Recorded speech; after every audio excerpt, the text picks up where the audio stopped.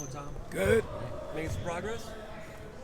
Yeah, I'm figuring out the problems. It's really going to be unique here these first 5 or 6, 7 games because I was making the point that I was watching film yesterday, and some of these teams already have 3 different transfers, and so you're watching film, and then you have to watch film on the team they played for last year. Then you have to watch film on the team they played for the year before.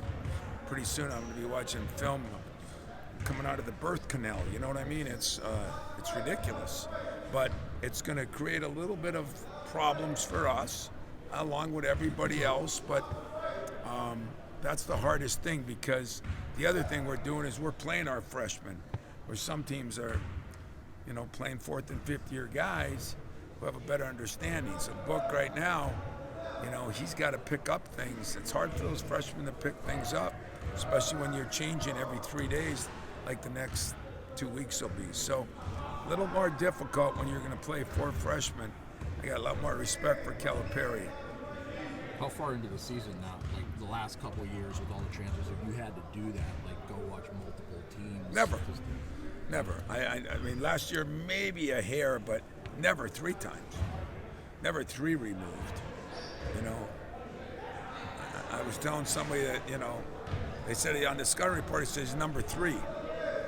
I'm watching film, and he's number 5 because he didn't play for that team that he's number 3 for now. And then I have to start looking at oh, wait, that was Duquesne. Oh, wait, that was Robert Morris, So it's a little different.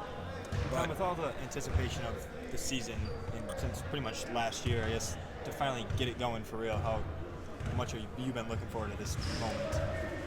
I've had 28 of these, every one I look forward to the season. And, even years when we're not picked quite as high, I'm looking forward to the season because we've gone to a Final Four as a 7 seed and a 1 seed. So that part, it's always exciting to get ready for this season. The blend of having the veterans and rookies has been fun. But as we get into this right now, it gets a little more frustrating because they don't pick up everything. So it's going to be challenging for everybody this first couple of weeks, but I'm looking forward to it. How difficult is it for some of the seniors and the upperclassmen to have to bring along? It seems like maybe they're a little farther along. Oh yeah. And then it's difficult, slow but things down. that's a privilege to get to do that. That's what upperclassmen are supposed to do. They're supposed to help. You saw one sitting here. Mateen did an unbelievable job for guys like Jason Richardson and Zach. Forgot what other freshmen we had then, but he did an unbelievable job. And that's part of the thing that they do. Malik was doing a hell of a job tonight. They get frustrated, and I said, hey, now you know what we went through with you when you were a freshman. Tom, reaching Bob Knight yesterday, what was kind of his stature when you first got into the league and your relationship with him? I was fortunate one. I always had a good relationship with Coach Knight, and the reason, because him and Judd were such good friends, and, he felt we did it the right way here, so he always took care of us, took care of me. When I got in the league, he was great to me. So I'm going to miss him, but he's been, sick the last couple of years. It's been sad. I always say I wish I could explain to people what a good human being he was, because we get caught up in the antics and we forget that back in the day there was football coaches, basketball coaches without as much TV. You didn't see as much, But Bob Knight will be a guy that he's a legend that we're all going to miss, because he was good for the game, and 99% of his kids would die for him. Some of them are 40 and 50 years old now, still would die for him. And that's, to me, the mark of a human being. Tom, there were a few years when you go to Bloomington, I think you'd go visit him, didn't you? Well, I'd like to have. I did 1 year, 3 years ago. The last couple of years, he has not been as healthy. But I talked to Tim Garl, their trainer, who I'm pretty good friends with, and he was tight with Bob. He talked to him every week. He had him over to practice last year, and Tim was great last night, but he said the last couple months have been tough. So 3 years ago was the last time you talked to Bob? Yeah. Was he your first Big Ten win? Yeah. I mean, I remember that game. I know remember the circumstances. Yeah, we weren't very good, and they were pretty good. And we had, I said we had 4,000 red sweaters pulled over their bellies. I don't know if some people wore pillows in there or what, but I walked out and I looked up. I couldn't believe it. And that kind of helped me without him knowing it, because Hollis and I got in a screaming match in the hallway, and I said it'll never be like that again. And we started going to fraternities and sororities and lunchrooms and got the Izzo going, and pretty soon that changed. So Coach Knight helped me there, and I told you he helped me win a Final Four year with some things he called and said and talked to me about. Yeah, you know, I'm gonna miss him. I'm getting a kick out of watching all the things that happened. Some of his press conferences were priceless. I know everything wasn't perfect, but there's been a lot of us everything's not perfect for. And I made the comment that Judd Heathcote always told me the game sooner or later makes fools of us all. It did him once in a while, but I always rate a kid on whether he could marry my daughter, and I rate a coach what I want my son playing for him. Steven's a little scrawny, but I'd love him to play for Bob Knight. He liked Judd, too. Oh, love Judd. Him and Judd were good friends. You know, Bob was different than people knew. I mean, there was a side of him that was so good, and big heart, did a lot of things for a lot of people that nobody knew about. That's what I love. There's the greatest one. I don't know if any of you saw the one where he's giving a speech about Michael Jordan. Did anybody see it? That thing's priceless. You know, it's priceless. You look it up.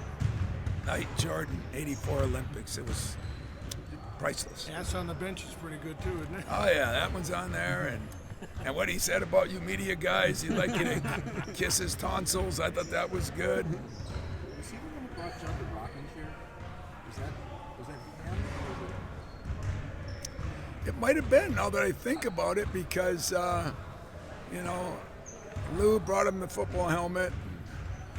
I think Clem gave him a bench, right? give him a stool, and Fisher gave him a TV, and I think he might have been Bob that gave him the rocking chair. Tom, the playing group and the rotation on Sunday, is that kind of close to what you're looking at going forward, or changes still to make? No. You know, Book was a little late for something, so he didn't play as many minutes as normally he would have played. But the playing rotation will be determined in the next couple of days, because if these freshmen pick things up, they're going to play it more, and we're going to keep guys fresher. And if they don't, then we're going to have to play a little different for a while. But, you know, trying to play three freshmen for sure a lot and get some rotation in there.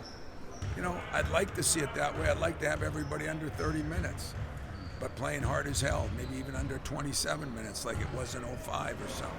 So we're looking at all those things, but some of it will be determined by practice and how fast those freshmen come around. What's the biggest... The physicality that Tennessee had, did that catch the attention of the freshmen a little bit? I hope so, you know, and yet our freshmen graded out better than our upperclassmen in most of that game. So, but that was just a great game for us to play. You know, it really was. I mean, I'm hoping now next year, you know, it was 2 years at Gonzaga, 2 years at Tennessee.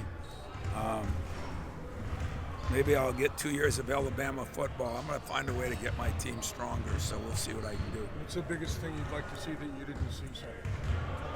Well, I'd like us to start out, it's a little different than an 18-1 run or whatever it was. So I like 19. So I like our start better.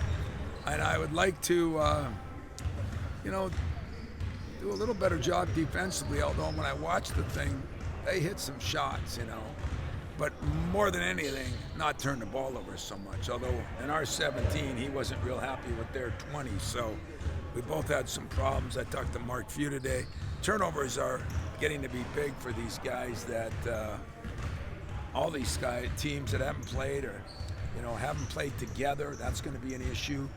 It's going to take a little time for everybody to get used to each other as far as the young guys. Was that a start in an exhibition setting kind of sharpen those guys? Because JMU's pretty talented team. They're good. Hey, JMU is good.